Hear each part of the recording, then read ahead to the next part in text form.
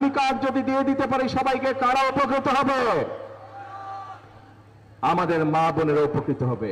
প্রিয় ভাই বোনেরা, আমার এই সকল কথা বলার উদ্দেশ্য হচ্ছে আমরা এই সকল পরিকল্পনা গ্রহণ করেছি, এই সকল পরিকল্পনা ইনশাআল্লাহ বাস্তবায়ন করব। কারণ এই পরিকল্পনাগুলো বাস্তবায়িত হলে এই দেশের সাধারণ খেটে খাওয়া মানুষ উপকৃত হবে। কারণ আমাদের রাজনীতি হচ্ছে মানুষের ভাগ্যের পরিবর্তন ঘটানো। আমরা দেশের মানুষকে যে প্রতিশ্রুতি দেই সেই প্রতিশ্রুতি পালন করা।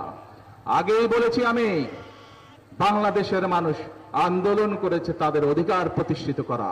এটি গেল প্রথম পর্ব। দ্বিতীয় পর্ব হচ্ছে এখন রাষ্ট্র গঠন বা দেশ গঠন করতে হবে।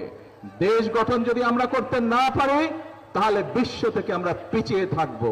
দেশকে যদি আমরা পুনর্গঠন করতে না পারি এই দেশের মানুষ কষ্ট পাবে, এবং সে কারণেই আমরা এই দেশের মানুষের ভাগ্যের পরিবর্তনই হচ্ছে আমাদের রাজনীতি।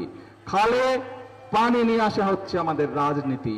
কৃষক ভাইদের জমিতে ফসল যাতে বেশি হয় সেইটি হচ্ছে আমাদের রাজনীতি।